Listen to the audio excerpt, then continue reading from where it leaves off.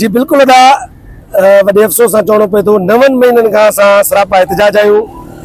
टियों ॾींहुं आज असां कराची प्रेस क्लब ते बुख हड़ताल जो ऐलान किया आहे। 3 ॾींहंनि खां वठी असां हिन बुख हड़ताल कैंप ते वेठा आहियूं। मरण घड़ी ताईं कैंप जारी रहंदी ऐं जेसीं असांखे इंसाफ़ नथो मिले।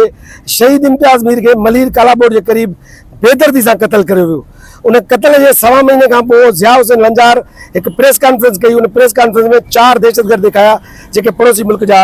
बदकिस्मती सां 4 महीननि खां पोइ वरी हिकिड़ी ॿी कार्रवाई कई हिननि CTD ऐं इंटेलिजेंस इदारनि। वरी हिकिड़ो माण्हू दहशतगर्द गिरफ़्तार कयो जेको बि हिननि ज़ाहिर कयो त शहीद इम्तियाज़ मीर जे क़त्ल में मुलविस आहे। 6 माण्हू असां नॉमिनेट कयासीं जेके शहीद इम्तियाज़ मीर पाण नाला अस्पताल में इंजर्ड हो जॾहिं ज़िंदगी मौत जी कशमकश में हो। उन ॾिना उन्हनि नालनि ते ताईं का बि कार्रवाई न थी आहे। उन्हनि मां का बि गिरफ़्तारी न थी आहे। जेके 4 माण्हू हिननि गिरफ़्तार करे चालान कया आयो हिननि जो राशि आहे 50 लाख वठी विकामजी वियो। आयो केस एॾो कमज़ोर ठाहियो आहे जो हाई कोर्ट मां 2 माण्हुनि दहशतगर्दनि खे ज़मानत मिली वई आहे।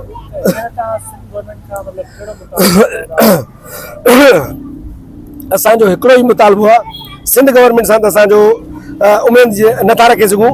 असांजो आर्मी चीफ ऐं मुल्क जे वज़ीर आज़म सां मुखातिब बि आहियूं। उनखां अपील बि कयूं था ऐं चीफ जस्टिस सां अपील कयूं था त शहीद इम्तियाज़ मीर जे खून सां इंसाफ़ कयो वञे। असां सां सिंध हुकूमत जे तरफ़ां न को तावन कयो वियो आहे न असां सां ॻाल्हायो वियो आहे। हिन 9 महीननि में कंहिं बि सिंध हुकूमत जे नुमाइंदे हिकिड़े बि असां सां ॻाल्हि ॿोल न कई आहे। न कंहिं असां खां पुछा कई आहे त तव्हां कहिड़ी ज़िंदगी कीअं गुज़ारियो था। वॾी सूरनि ऐं तकलीफ़ुनि में हीअ जिदोजहद असां 9 महीना जारी रही आहे ऐं हीअ जिदोजहद जारी रहंदी मरण घड़ी ताईं। ही सोचनि था कराची जे सहाफ़ियुनि खे उर्दू मीडिया खे रोकींदा। ही असांजी जिदोजहद हितां पेट्रोल बाहि ॾेई पाण खे पेट्रोल हारे तॾहिं बि असां एहतजाज पंहिंजो रिकॉर्ड कराईंदासीं। शहीद इम्तियाज़ मीर जा कातिल जेके असां डिक्लेयर कया आहिनि उन्हनि जी गिरफ़्तारी कंहिं बि सूरत में गिरफ़्तार उनखे कयो वञे। आला इदारा जेके आहिनि जेके एजेंसियूं आहिनि असां उन्हनि खे अपील था कयूं त जंहिं माण्हुनि खे असां डिक्लेयर कयो आहे तव्हां पंहिंजूं अदालतूं न लॻायो। उन्हनि माण्हुनि खे गिरफ़्तार करे अदालतुनि ताईं पहुचायो। पोइ अदालतुनि जो कमु आहे कंहिंखे बेगुनाह साबित करणु या गुनाहगार साबित करणु।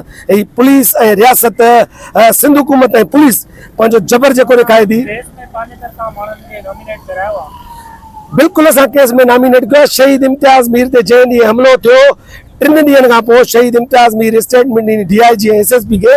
उहा स्टेटमेंट मंज़र आम ते न आई आहे। शहीद इम्तियाज़ मीर पाण हिन केस में नॉमिनेट करे उहे माण्हू उन्हनि माण्हुनि ते का कार्रवाई नथी थिए। मां शर्म अचणु खपे सिंध हुकूमत खे ऐं सिंध पुलिस खे। मां बार 9 महीननि खां ललकारियां थो त जेके असां जुरत कयो गैरत कयो जेके माण्हू असां नॉमिनेट कया आहिनि शहीद पंहिंजी ज़िंदगी में ॾेई वियो आहे नाला उन्हनि खे गिरफ़्तार करे अदालतुनि ताईं पुॼायो। पोइ अदालतुनि जो कमु आहे कंहिंखे छॾणु या कंहिंखे सज़ा ॾियणु। बिस्मिल्लाहिर्रहमानिर्रहीम।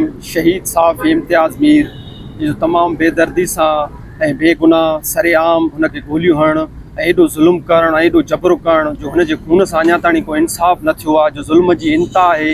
असां मज़लूम हूं असां सां इंसाफ़ नथो थिए। असां हुसैनी हूं हुसैन जे मञण वारा हूं। जो करबला में बि 9 लख यज़ीज़ जी फ़ौज हुई ऐं हुसैन सां 72 सैयद गॾु हुआ ऐं फ़तह हमेशह हुसैन जी थी।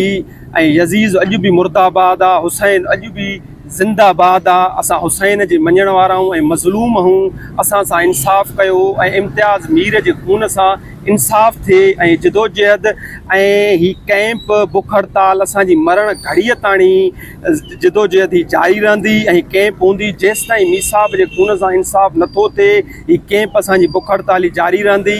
असां पुरज़ोर अपील कयूं था चीफ ऑफ आर्मी ऐं आसिफ अली ज़रदारी खां ऐं CM साईं मुराद अली शाह खां ऐं बिलावल ज़रदारी भुट्टे खां त मीसाब जे खून सां इंसाफ़ कयो ऐं उन जा कातिल जेके असली आहिनि जेके असां नॉमिनेट कया आहिनि उन्हनि खे जल्द खां जल्द गिरफ़्तार कयो वञे।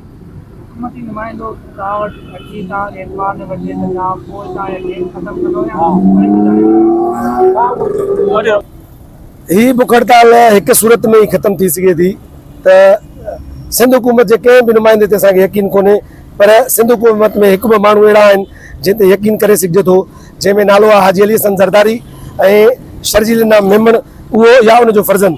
इन 3 माण्हुनि सां असां ॻाल्हाए सघूं था ॻाल्हियूं बि मञे सघूं था। उन्हनि जूं जेके मुतालबा हूंदा असां उन्हनि सां रखंदासीं। बाक़ी सिंध हुकूमत ऐं सिंध पुलिस जे कंहिं बि नुमाइंदे सां न असां ॻाल्हाईंदासीं न असां ॾे अचण जी को ज़हमत करे न असांखे ॻाल्हाइण जो कोई ज़रूरत आहे। असांजी बुख हड़ताल असांजी क़ाइमु रहंदी जेसीं साह असांखे आहे बुख हड़ताल ते वेठा।